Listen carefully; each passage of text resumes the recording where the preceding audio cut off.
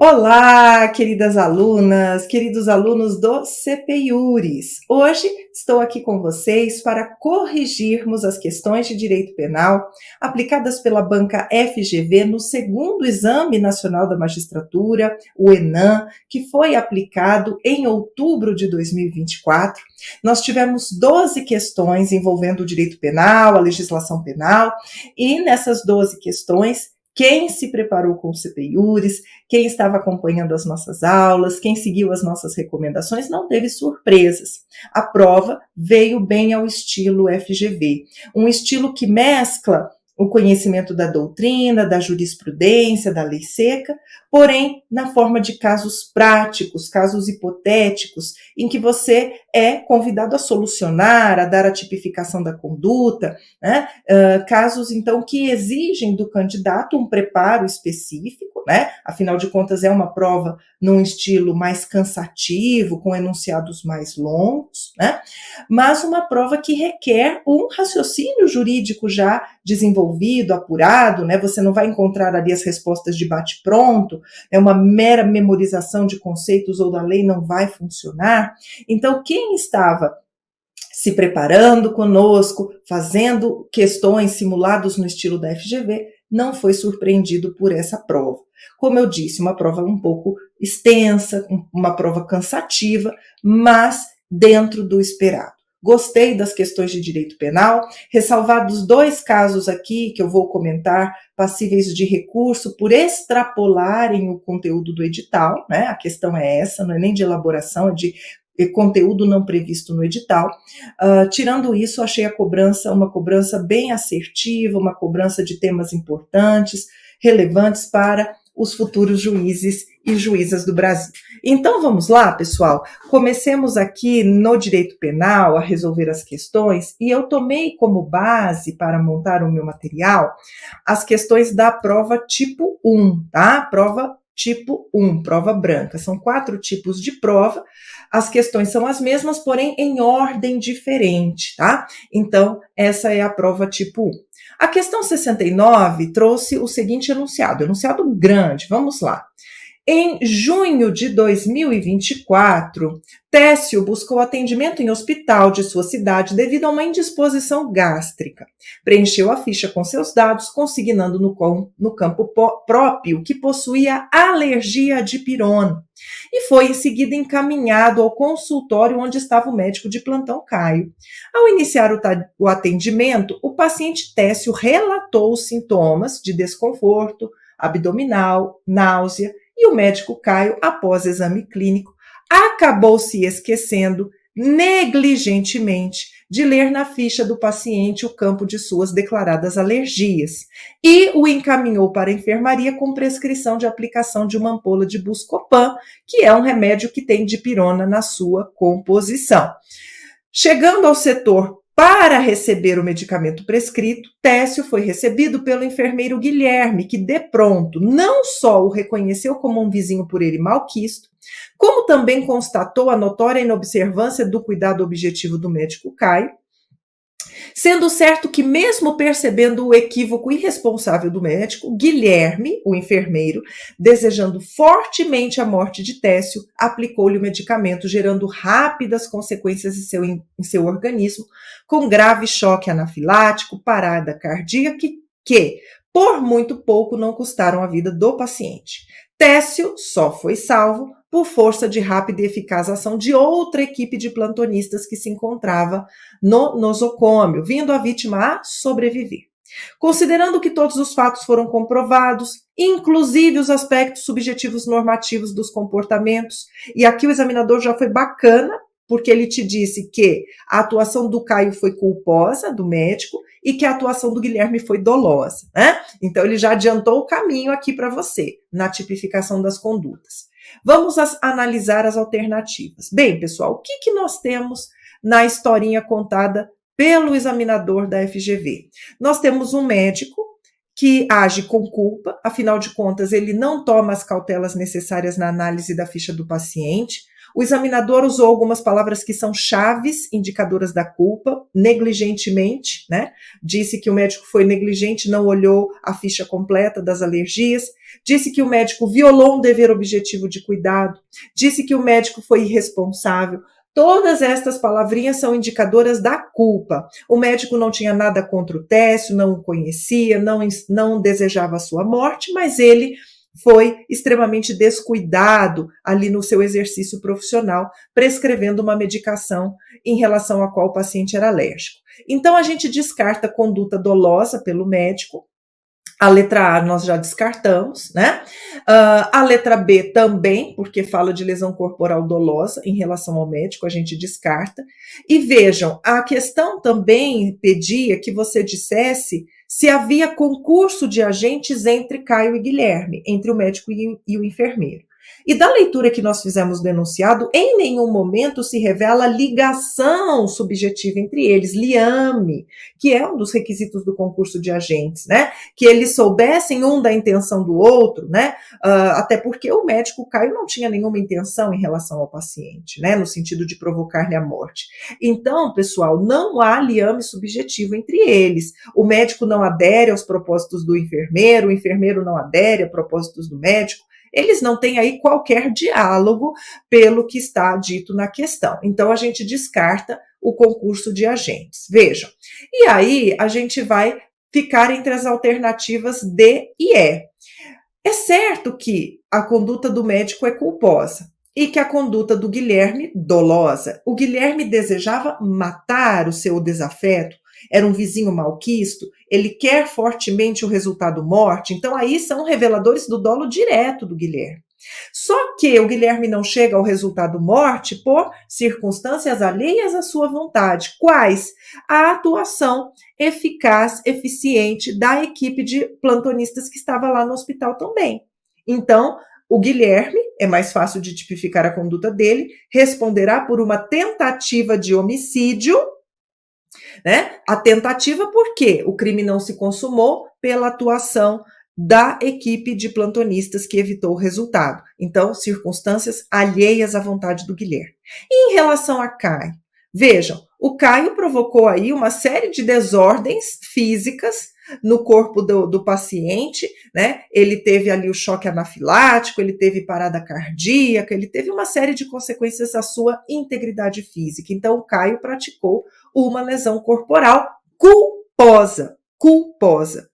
E aí, pessoal, o examinador, ele geralmente ele faz, né, alguns peguinhas, coloca ali as casquinhas de banana para você escorregar. E algumas pessoas marcaram a letra D, porque assimilaram ali, bom, o Técio teve risco de morte, logo é uma lesão grave, uma lesão gravíssima, né? Pensa-se logo naquela classificação da lesão. E, pessoal, cuidado, porque quando nós falamos de lesão corporal culposa, nós estamos falando da lesão tipificada como culposa e ponto final. Essa gradação que eu faço de diferenciar lesões leves, graves, gravíssimas, é uma classificação que nós atribuímos às lesões dolosas. A lesão culposa, ela é culposa em si mesma. Pouco importa quais foram as consequências para a vítima no momento de tipificar a lesão como culposa. Só faz sentido essa gradação das lesões na lesão dolosa. Na lesão culposa, não. O juiz poderá, na individualização da pena, nas circunstâncias, nas consequências do crime, considerar, sim, mas não para tipificar. A lesão culposa é culposa e ponto final. É grave, gravíssima? Ah, então eu estou falando de lesão dolosa. As qualificadoras só se aplicam à lesão dolosa. Então, esta é a grande diferença entre as alternativas D e E por isso a alternativa correta é a letra E. Caio responde por crime de lesão corporal culposa e Guilherme por crime de homicídio doloso na modalidade tentada, não havendo que se falar em concurso de agentes. Questão boa, né, pessoal?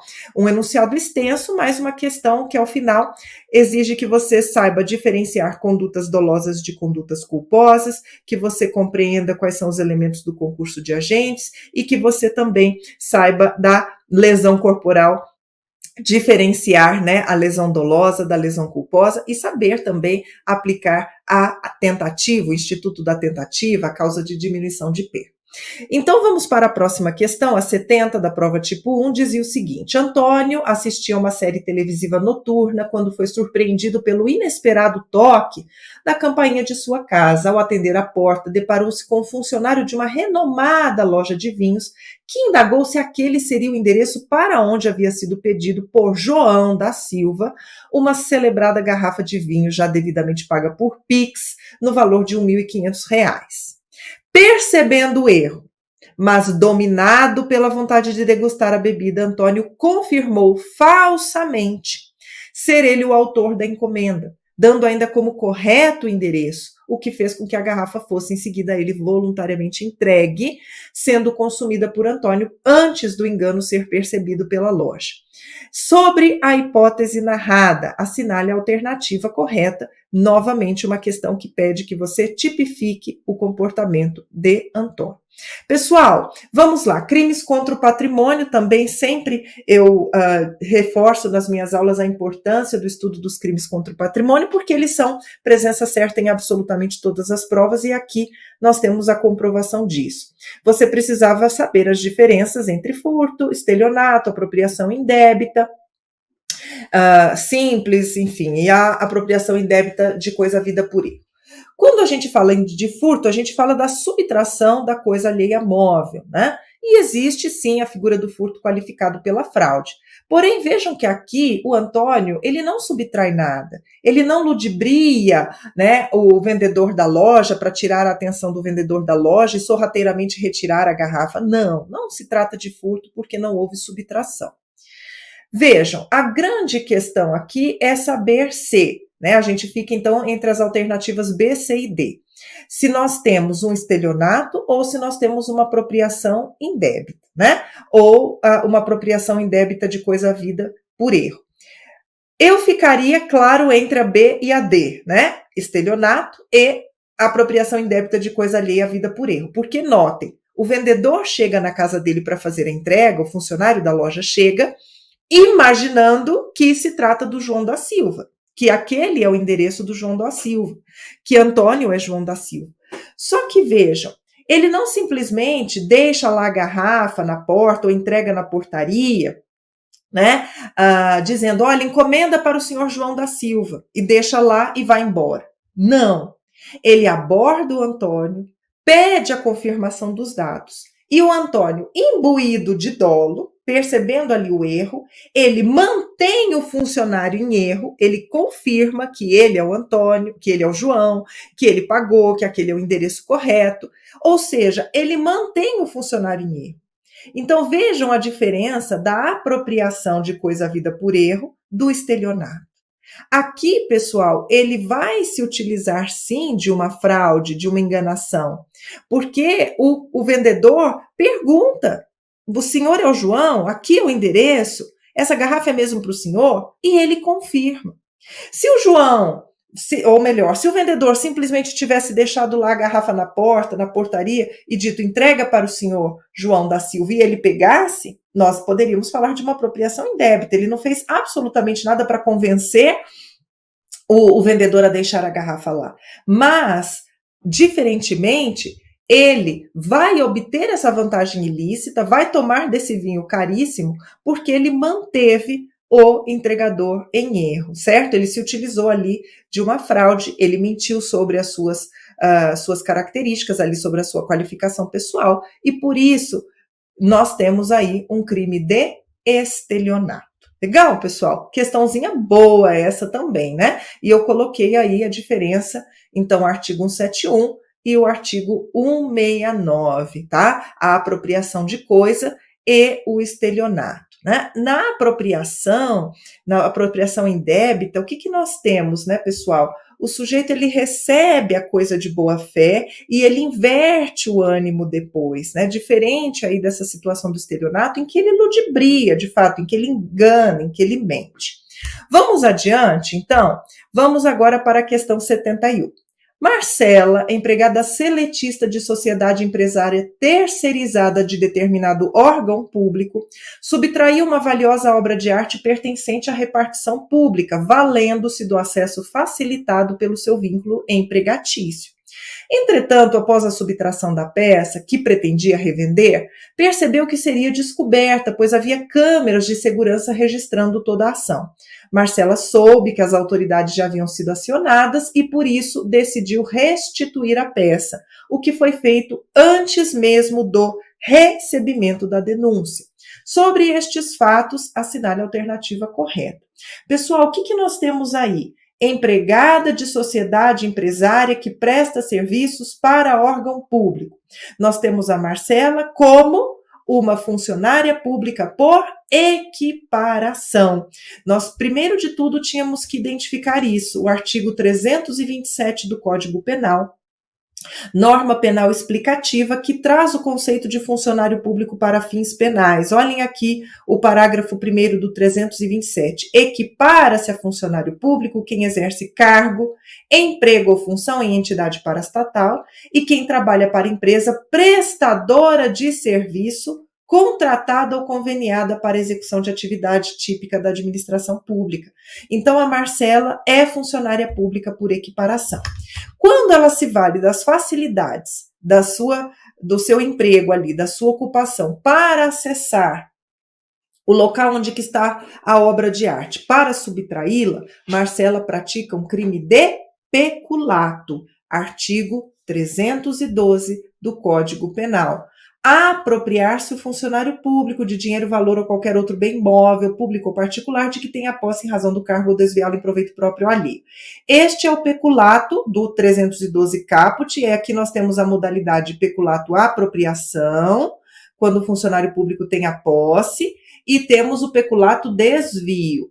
Mas a Marcela, pessoal, ela está aqui no peculato furto, do parágrafo 1º, porque, veja bem, ela, embora não tivesse a posse do bem, da obra de arte, o subtraiu, aproveitando-se, valendo-se da facilidade que a qualidade de funcionária lá daquele órgão, de empregada daquele órgão, lhe dava. Então, ela pratica o peculato subtração, ou peculato impróprio do parágrafo 1º, certo? Então, pessoal, aí vamos analisar eventuais benefícios que ela pode receber. O crime se consumou? Sim. Por quê? Porque ela inverte a posse do bem, né? O que acontece? Ela, após a subtração, percebeu que seria descoberta, mas ela já havia consumado. E ela decide, né, devolver a obra de arte, restituir a peça antes do recebimento da denúncia. Pessoal, quando nós falamos de restituição, né, que pode impactar lá no crime de peculato, é para o peculato culposo. E o peculato da Marcela é um peculato doloso.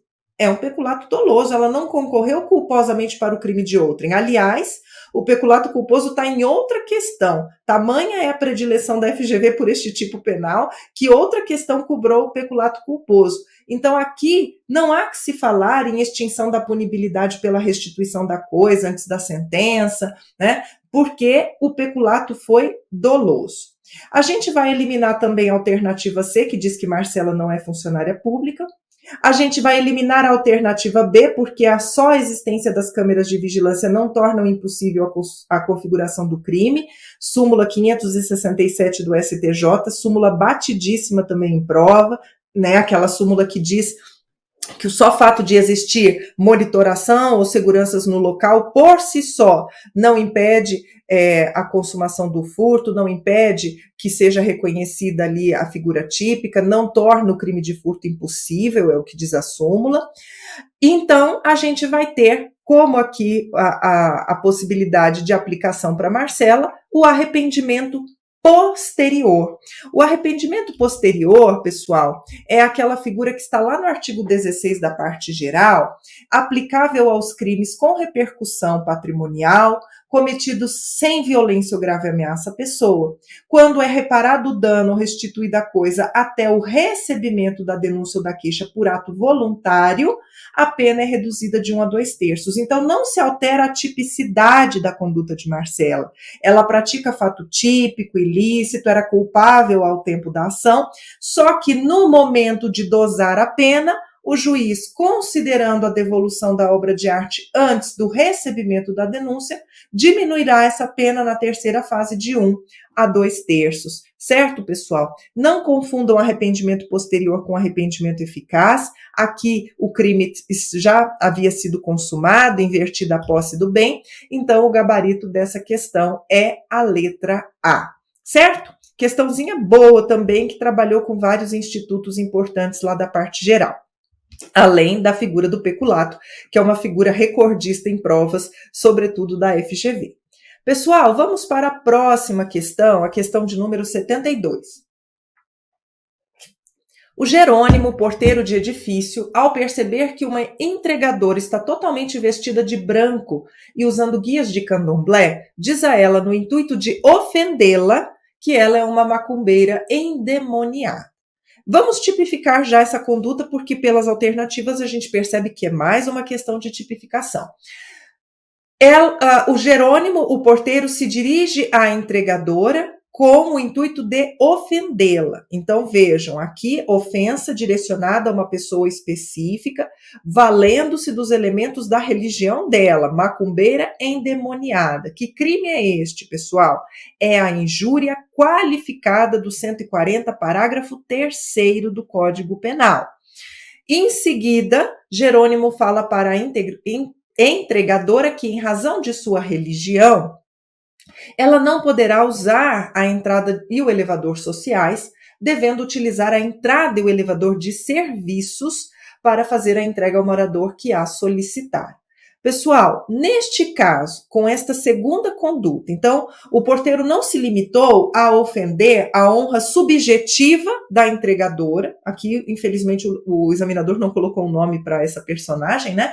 Mas ele não se limitou a ofender a honra subjetiva dela, que é, né, o seu conceito pessoal, a sua autoestima, que é o bem jurídico tutelado pelo crime de injúria, mas ele também adota um comportamento no sentido de impor a ela a utilização de um elevador de serviço, veda a utilização do elevador da entrada social, também com o argumento de que pessoas daquela religião não podem usar a entrada social, o elevador social.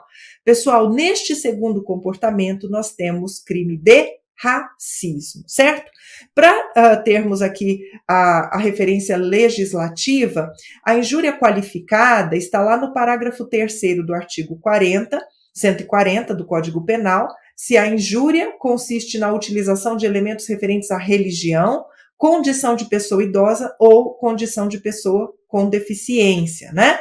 E notem, aqui, pessoal, o artigo 140, parágrafo 3º, ele foi recentemente modificado pela Lei 14.532 de 2023, que foi a lei que levou a injúria de cunho racial para a lei de racismo. Na esteira do que a jurisprudência dos nossos tribunais superiores já vinha decidindo, a injúria racial, desde janeiro de 2023, está no crime de racismo, está lá na Lei 7716 de 86.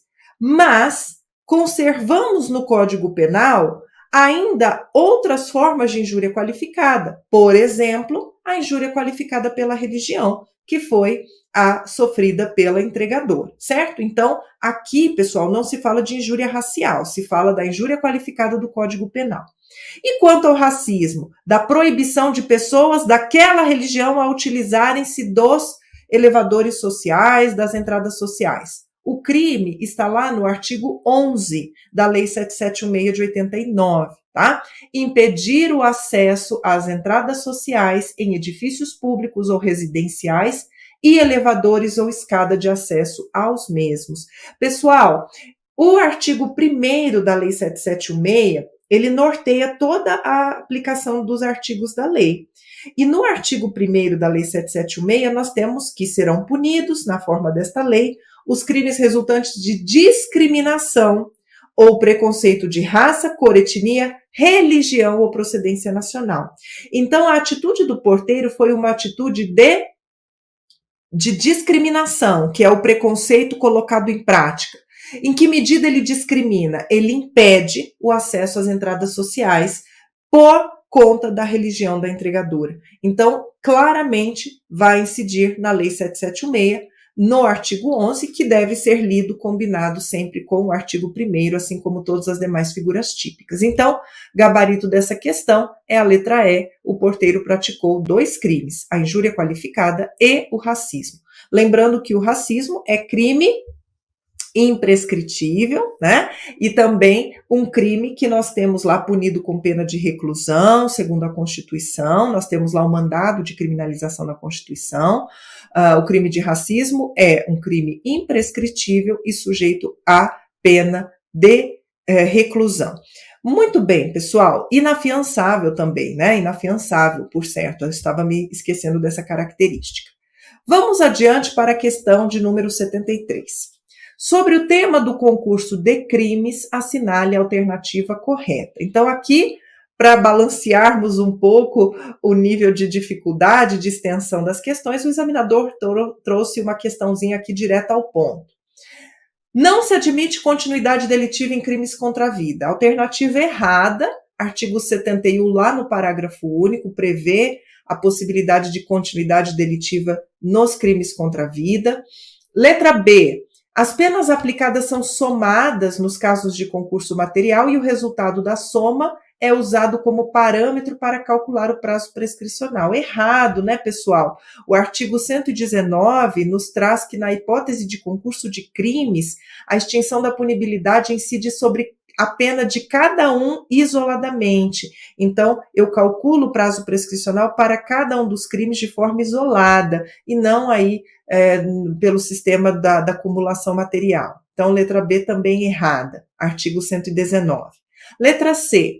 As penas aplicadas são somadas nos casos de concurso formal impróprio, ou seja, quando 2 ou mais crimes são praticados mediante uma só ação ou omissão, necessariamente dolosa, resultando os crimes concorrentes de desígnios autônomos. Perfeito, este é o gabarito da questão, é o artigo 70 aí do Código Penal, né? Parte final, as penas aplicam-se, entretanto, cumulativamente, são somadas, se a ação ou omissão é dolosa e os crimes concorrentes resultam de desígnios autônomos. Então, é aquele sujeito que, para matar 2 vizinhos, lança uma granada na varanda onde estão lá os 2 vizinhos. Ele, com uma única ação, ele provoca 2 homicídios dolosos, né?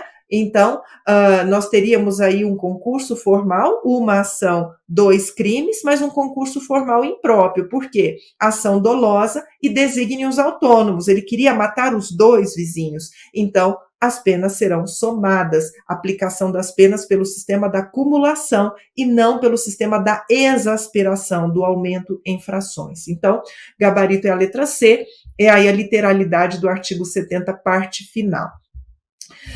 Letra D. No concurso formal próprio, aplica-se o princípio da exasperação à pena de multa. Errado, pessoal, porque no caso do concurso de crimes, as multas são aplicadas distinta e integralmente, é o que diz o artigo 72, certo?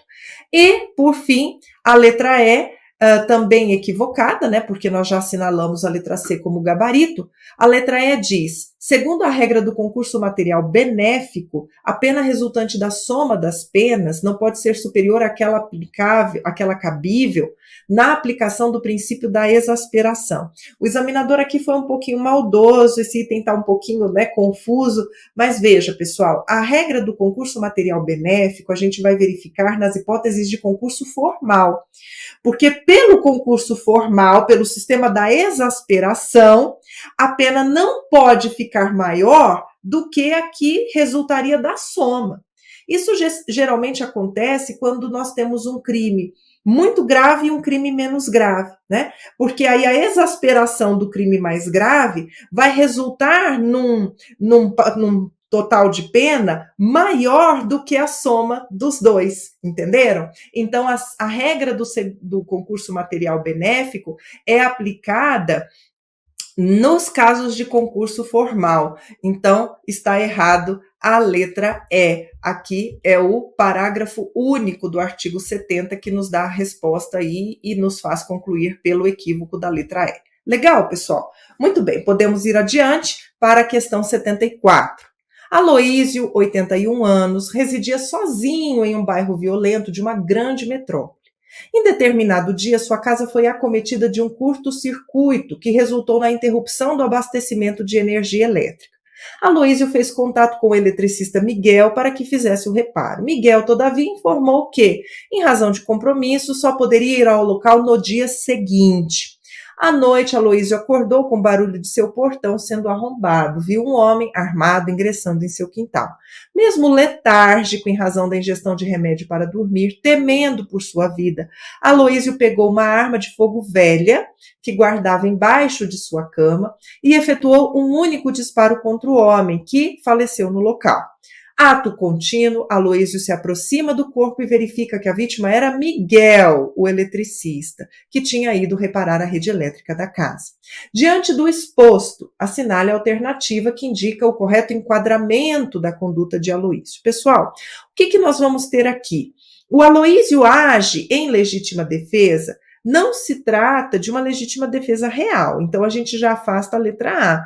Por quê? Porque o Aloísio ele não estava, em verdade, correndo risco de vida. Quem estava ali no seu quintal, quem ingressara na sua casa, era o eletricista, que havia sido chamado para fazer o reparo. No entanto, o eletricista chega à noite, chega aí de uma forma totalmente, bagunçada, e o pobre do Aloísio, 81 anos, toma remédio, estava meio ali atordoado, né? Ele se equivoca quanto à existência de uma causa excludente de ilicitude. O que nós, temos no direito penal para estas situações, pessoal?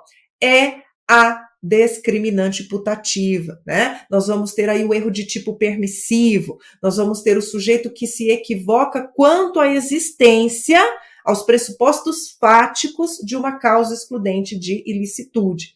Então, neste caso, Aloísio agiu em legítima defesa putativa.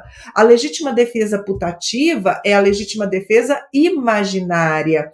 Há, nesse caso, uma crença do autor de que ele está numa situação que permitiria a legítima defesa. Mas isso é algo que ele imagina, porque, na verdade, não há. Não há agressão alguma, não há ladrão, não há nada. Ele acredita que aquela pessoa que entrou na sua casa vai matá-lo e ele reage a essa injusta agressão imaginária. Então, é uma legítima defesa putativa. Temos aí a hipótese da discriminante putativa, que está lá no artigo 20, parágrafo 1º. E o artigo 20, parágrafo 1º, ele diz o seguinte: é isento de pena quem, por erro plenamente justificado pelas circunstâncias, supõe situação de fato que, se existisse, tornaria a ação legítima. Então, o examinador aqui, pessoal, o gabarito dessa questão é a letra B. O examinador levou em conta a literalidade do artigo 20, parágrafo 1º. Então, é uma hipótese de isenção de pena em razão da legítima defesa putativa, levando-se em conta o que a lei expressamente prevê. Mas você, que estuda direito penal, sabe que este erro de tipo permissivo, essa situação da discriminante putativa, segundo a teoria limitada da culpabilidade que é adotada pelo nosso Código Penal, é encarada como erro de tipo, que afasta a atipicidade, Então, sendo este erro invencível, sendo este erro absolutamente excusável pelas circunstâncias, afasta dolo e afasta culpa. Então, nós temos aí que o Aloísio não responde pelo crime em razão da discriminante putativa. O examinador preferiu aí seguir na literalidade do artigo 20, parágrafo 1º, então o gabarito é a letra B. Muito bem, pessoal, vamos continuar a correção do ENAM, vamos para a questão 75 da prova tipo 1. Caio, Tício e Mévio, o famoso trio do direito penal, integram um grupo de extermínio e decidem matar 3 integrantes de uma organização criminosa rival, cabendo a cada um o assassinato de uma das vítimas. Caio abordou sua vítima em emboscada. Todavia, ao efetuar o disparo, verificou que a arma de fogo estava desmuniciada. Pessoal, arma desmuniciada é apta a efetuar aí disparos? Obviamente que não. Ela equivale a uma arma quebrada, ela equivale a um objeto que não tem maior potencial de matar, né? Então, a arma desmuniciada se revela um meio impossível, absolutamente impossível para se alcançar o resultado morte, certo? Então, primeira consideração aí que nós fazemos, arma desmuniciada, o meio empregado pelo agente, portanto, é totalmente inapto para o resultado morte.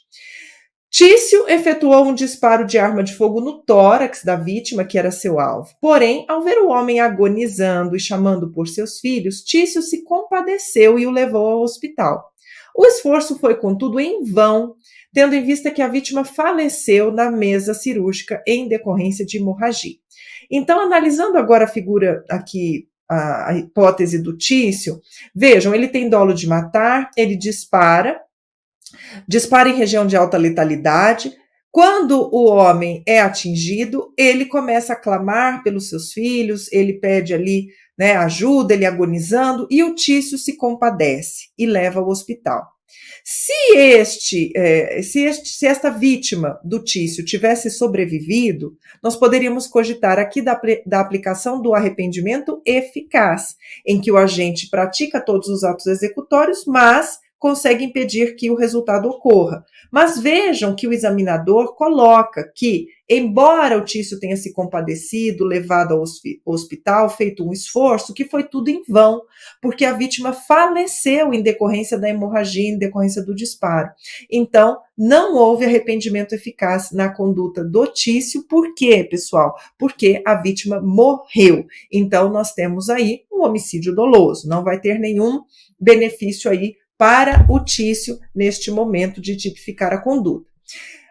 E, por fim, o Mévio rendeu a sua vítima apontando a arma de fogo para a cabeça.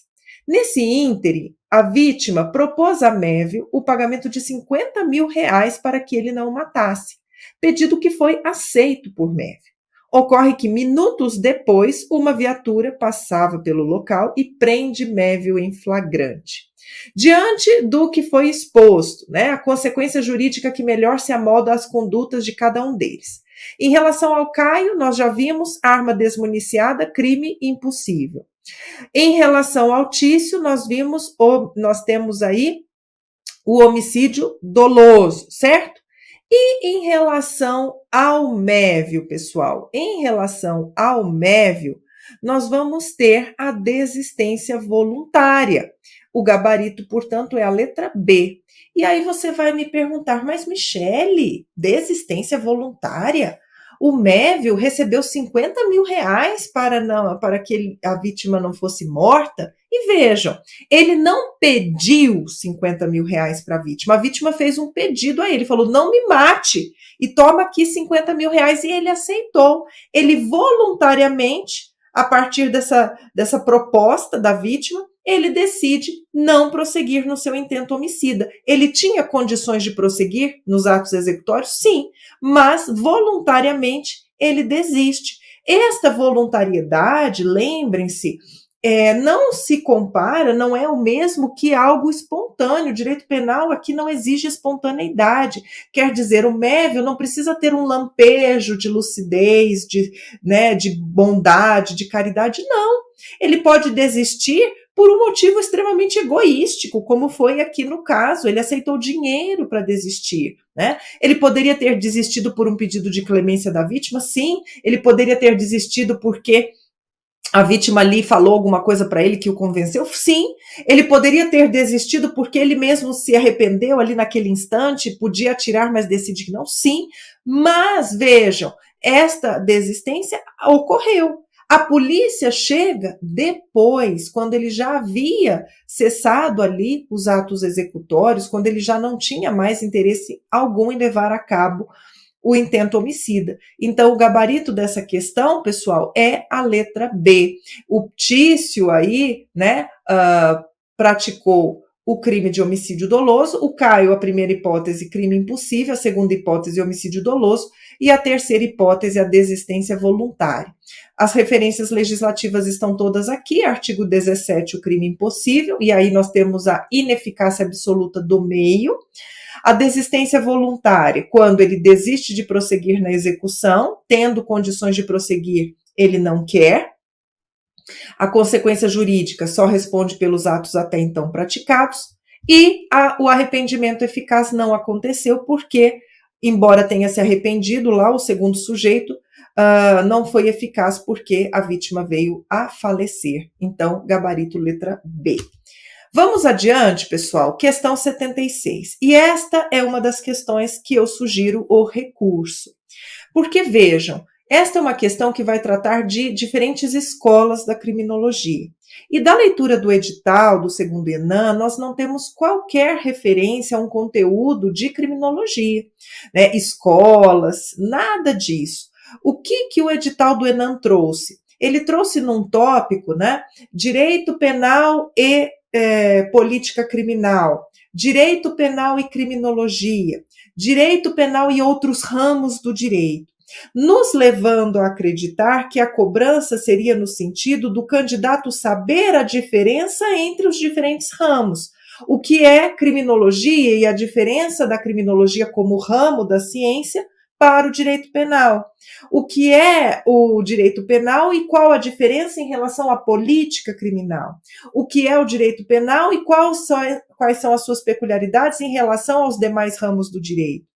Mas para que, ao meu ver, houvesse essa cobrança aprofundada de criminologia, teria sido necessário que a banca trouxesse um tópico do edital especificando os temas de criminologia que desejava cobrar. Porque da forma como foi apresentada a criminologia no edital, né, nós entendíamos que a cobrança seria de tão só uma relação de criminologia com o direito penal, no sentido de sabermos que são coisas distintas, áreas, ramos de estudo diferentes e que cada um guarda a sua especificidade. Então, não temos aí, portanto, conforme, né, o meu entendimento, e creio eu que de outros professores também, uma previsão editalícia das escolas da criminologia e, portanto, uma questão que extrapola o edital, pode ser impugnada em recurso. Mas vamos aqui, apesar também de não ser a minha área de estudos, tenho um conhecimento básico de criminologia, mas uma questão que foi, no final das contas, relativamente fácil de responder e poderíamos responder até por eliminação. A criminologia é o ramo da ciência penal que abrange os conhecimentos relativos ao delito como fenômeno social, inclusive os processos de elaborar as leis, infringir as leis e reagir à infração das leis. Acerca das teorias criminológicas, analise as afirmativas a seguir. A teoria ecológica do delito foi criada no contexto da Escola de Chicago, correto, e consiste na sustentação baseada em pesquisas empíricas da correlação entre o ambiente comunitário e a formação de determinados padrões infracionais. Perfeito, pessoal. Esse é justamente, né, o que a teoria ecológica tem como base, né? Sugere que o crime não é um comportamento isolado do indivíduo, mas sim influenciado por fatores ambientais, por isso teoria ecológica, né? Então, tudo vai ser considerado, as características do local em que a pessoa vive, a qualidade das instituições locais, as oportunidades que ela teve, as oportunidades disponíveis para o crime. Então, a conceituação aqui da teoria ecológica está correta, o item 1 correto. O item 2 diz, a teoria da associação diferencial, também chamada de teoria da aprendizagem social, preconiza que as racionalidades motivacionais e metodológicas que envolvem o cometimento de ilicitudes podem ter origem genética. Opa! Se é teoria da associação diferencial, da aprendizagem social, será que o cometimento das ilicitudes tem origem genética? Será que nós estamos falando aí da escola lá de Lombroso, né, que dizia do criminoso inato, de quem tem determinadas características físicas? Então, aí a gente já eliminava essa assertiva porque, né, o que está relacionado a uma aprendizagem social não se coaduna com algo que é inato, genético, né? Então, nós temos aí o item 2 errado, porque a teoria da associação diferencial, cujo grande nome é Sutherland, preconiza que o crime não está ligado a características biológicas, genéticas ou inatas, mas sim ao ambiente social em que aquele indivíduo está inserido e as influências que ele recebe desse ambiente. E o terceiro item é aquele que vai falar dos crimes do colarinho branco, né? Que são infrações praticadas por indivíduos dotados de elevado status socioeconômico, perfeito, no curso de atividades filantrópicas, será, pessoal? Não, né? São indivíduos dotados de elevados status socioeconômico que vão praticar estes crimes no curso de atividades econômicas para oferir lucros, né, cada vez maiores, e aí é prática de lavagem de dinheiro, é prática, né, de crimes aí que envolvem evasão de divisas, crimes contra a ordem tributária, então não tem nada de atividade filantrópica, sendo a razão pela qual as cifras negras não incidem sobre tais comportamentos ilícitos, né? Cifras negras são aqueles dados criminais que não são, né, levados a conhecimento, são aqueles dados que não ficam revelados, são aquelas situações que não são desvendadas, apuradas pela polícia, né? Na verdade, tem até se preferido a utilização de outro nome, né? Se evita utilizar a expressão cifra negra, mas enfim, pessoal, tá errado também esse item, porque não tem nada de filantrópico nos criminosos do colarinho branco, então, por eliminação, a gente responde a letra A assertiva 1 apenas está correta. Bom, nem doeu assim tanto essa questão de criminologia, mas, na minha opinião, está fora do edital. 77, outra questão direto ao ponto, que cobrava aí um tema da parte geral, bem introdutório, que é a aplicação dos princípios para a solução do conflito aparente de normas penais. Tema que eu tratei especificamente na nossa aula, e quando a gente estuda o conflito aparente de normas penais, a gente estuda 4 princípios, né? A especialidade, a subsidiariedade, a consunção e a alternatividade. A alternatividade, a bem da verdade, alguns doutrinadores nem a consideram, mas são estes os 4 princípios, certo? Então, quando aqui na questão se fala em taxatividade, fungibilidade e fragmentariedade, você já elimina, porque não são princípios ligados à solução do conflito aparente de normas penais. Michele, relembra aí o que é o conflito aparente de normas penais. Quando a gente fala da aplicação da lei penal, a gente tem que se lembrar que somente uma lei vai ser aplicável ao caso, né? Que no direito penal nós somos regidos pela legalidade estrita, e que eu não posso fazer, por exemplo, uma tipificação aproximada, ou pegar ali um tipo que mais ou menos se encaixa naquela situação. Não. Nós somos regidos pelo princípio da legalidade estrita, a tipicidade penal exige a perfeita adequação do fato da vida ao modelo abstrato previsto em lei, e nós vamos observar que, em determinadas circunstâncias, em tese, em abstrato, a gente pode vislumbrar 2 artigos que poderiam incidir naquela hipótese, mas jamais isso vai acontecer de 2 artigos, 2 tipos penais, incidirem sobre a mesma hipótese. Eu vou ter que solucionar este conflito, porque é um conflito meramente aparente. Não existe um conflito real, ele é aparente. Por quê? Porque ele vai ser solucionado para que apenas uma norma se aplique.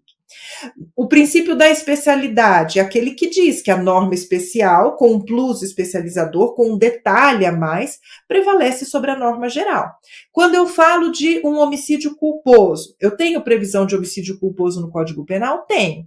Mas se esse homicídio culposo é praticado na direção de veículo automotor, eu aplico o Código Penal? Não. Eu aplico o artigo 302 do Código de Trânsito Brasileiro, que é o artigo que trata do homicídio culposo praticado na direção do veículo automotor. É o princípio da especialidade resolvendo esse conflito aparente. Eu não aplico o artigo 121, parágrafo 3º, eu aplico o artigo 302 do CTB, porque eu tenho um plus especializador, certo? Então, a letra A diz: o princípio da especialidade afirma que o ordenamento somente protege os bens jurídicos mais importantes para a vida pacífica em sociedade. Não, pessoal. O princípio da especialidade é aquele que diz que a norma especial prevalece sobre a norma geral. Não tem nada que ver com a proteção aí da seleção dos bens jurídicos, né? Aí nós estamos falando da fragmentariedade do direito penal. Então, a letra A a gente já elimina. Como a gente já sabe que taxatividade, fungibilidade e fragmentariedade não são princípios da solução do conflito aparente, a gente fica só com a alternativa E, que é o gabarito. O princípio da alternatividade estabelece que nos crimes de conteúdo variável, a incursão delitiva será única, ainda que sejam múltiplas as condutas típicas praticadas pelo mesmo sujeito no mesmo contexto fático. Pessoal, o princípio da alternatividade é aquele que a gente aplica aos tipos mistos alternativos de conteúdo múltiplo ou conteúdo variável. Eu falo isso em praticamente todas as aulas, né, da parte especial. A gente, quando está diante desses tipos penais que tem vários verbos nucleares, né? E eu digo, olha, tipo misto alternativo de conteúdo múltiplo ou variável, quer dizer que se o indivíduo incursiona em mais de um verbo no mesmo contexto fático, ele pratica crime único. Exemplo, estupro. Se ele pratica conjunção carnal ou outro ato libidinoso diverso no mesmo contexto contra a mesma vítima, crime único de estupro.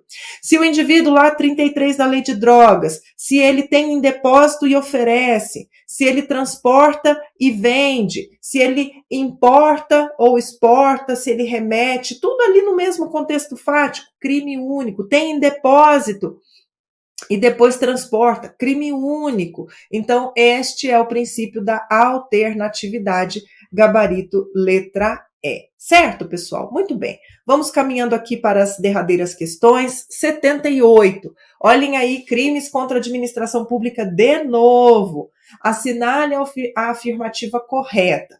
O funcionário público que detém a posse de uma bicicleta particular em razão do cargo e concorre culposamente para a apropriação desse bem por outro funcionário, não incorre em prática delitiva, podendo, no entanto, responder por improbidade administrativa.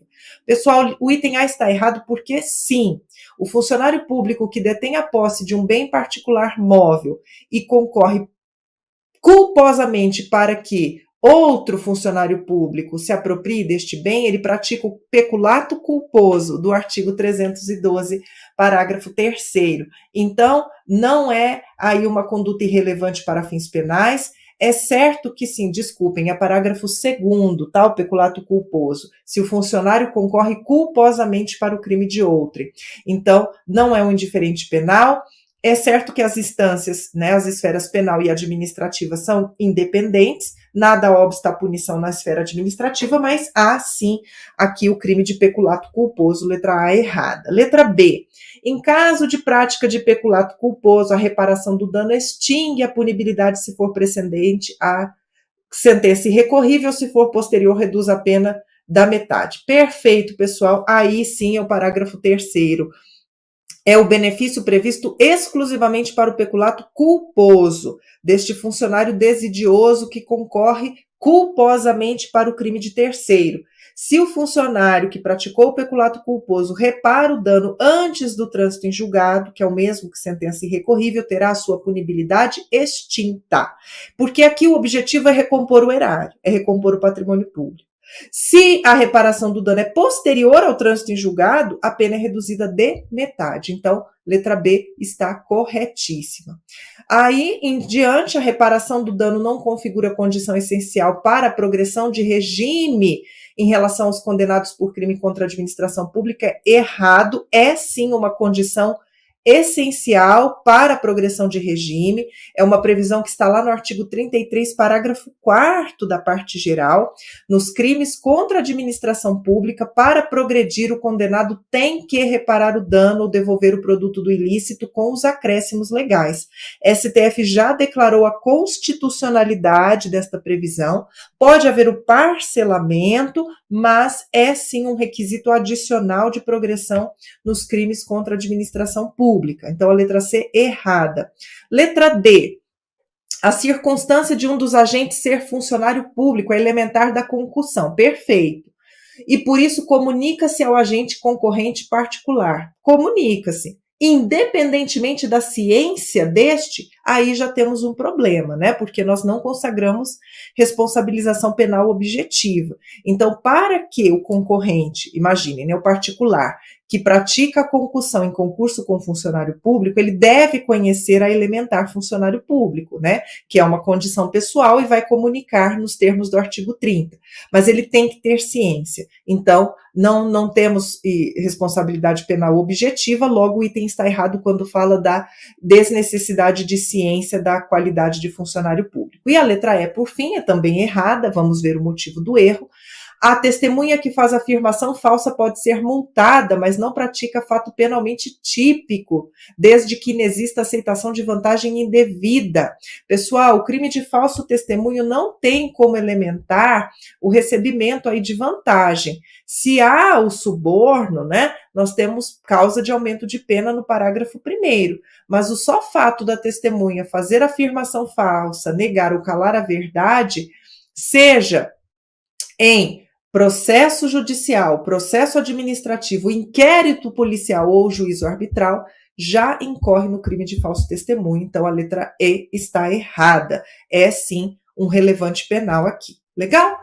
Vamos, então, para a próxima questão, a 78, gabarito é a letra B. 79, segundo a teoria geral do crime, assinale a alternativa correta. Essa questão, ao meu ver, foi dada, foi uma das questões mais fáceis, porque era uma questão que falava das classificações dos crimes e das classificações mais corriqueiras, daquelas que nós tratamos praticamente aí em todas as aulas de penal especial.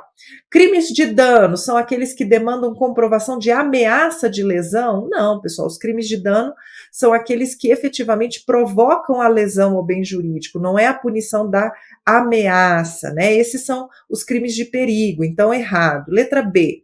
Os crimes de mera conduta são consumados no momento da produção do resultado expressamente contido na descrição típica. Ora, crime de mera conduta sequer tem descrição de resultado no tipo penal. Só agir ali, já a mera omissão ou ação já caracteriza o crime, é o porte de arma, né? Não precisa ter nenhuma modificação no mundo dos fatos. Letra B, errada. Letra C, os crimes de perigo concreto são aqueles que demandam a comprovação da ofensa material. Pessoal, se é crime de perigo, eu tenho que comprovar a exposição a perigo do bem jurídico. Não tem uma efetiva lesão. Então, letra C, errado. Letra D, crimes materiais são aqueles em que o tipo descreve a conduta e o resultado. Perfeito. Mas não exige a ocorrência do último para fins de consumação, errado. O crime material é aquele que tem resultado e que precisa do resultado para a consumação. Exemplo clássico, homicídio. E os crimes formais, então aqui a letra E por eliminação é o nosso gabarito, são aqueles que se consumam antes da ocorrência do resultado naturalístico previsto na descrição típica, e por isso são também chamados de crimes de consumação antecipada. Perfeito, pessoal. Crime formal tem resultado naturalístico? Pode ter, mas ele não é necessário para a consumação. Exemplo de crime formal que nós temos a ameaça, aí nós vamos ter também a extorsão mediante sequestro, a extorsão, são todos crimes formais. Legal? Muito bem, então, letra E, gabarito da questão 79. Vamos para a nossa última questão da prova tipo 1, a questão da Afrodite. A questão 80, pessoal, ao meu ver, também é passível de recurso. Por quê? Porque é uma questão que vai tratar da responsabilização penal da pessoa jurídica, e até aí, ao meu ver, não tem problema, isso poderia ser cobrado. Mas, na análise das alternativas, você precisava ter alguns conhecimentos que estão lá na Lei 9605, na Lei dos Crimes Ambientais. E esta lei não está prevista no edital. Na parte penal, nós não temos qualquer referência à Lei 9605. Então, ao meu ver, a questão também extrapolou o edital e pode ser objeto de recurso. Afrodite é a presidente da mineradora Fluminis, e com o objetivo de reduzir custos, determinou que a barragem de contenção dos dejetos, já vimos essa história antes, né? Provenientes do beneficiamento mineral, fosse construída com material barato, embora contraindicado em parecer técnico. Por maioria, o Conselho de Administração da Fluminis referendou a decisão de Afrodite. Em decorrência da precariedade do material, a barragem veio a desmoronar, causando poluição e graves danos ambientais, fato em tese penalmente relevante pelas circunstâncias do caso. Diante da hipótese em tema de responsabilidade penal da pessoa jurídica, o que nós temos no Brasil? A única situação de responsabilidade penal de pessoas jurídicas no Brasil, por força da Constituição e da Lei 9605, é para os crimes ambientais. E a responsabilização penal da pessoa jurídica independe da responsabilização concomitante das pessoas físicas que compõem aí a administração, o conselho, o órgão colegiado. Então, lá no artigo 3º da Lei 9605, nós temos que as pessoas jurídicas serão responsabilizadas administrativa, civil e penalmente, nos casos dispostos na lei, nos casos em que a infração seja cometida por decisão de seu representante legal ou contratual ou do órgão colegiado, no interesse ou benefício da sua entidade. A responsabilidade das pessoas jurídicas não exclui a das pessoas físicas, autoras, coautoras ou partícipes do mesmo fato. Mas elas são independentes, certo? Nós não precisamos ter a dupla imputação.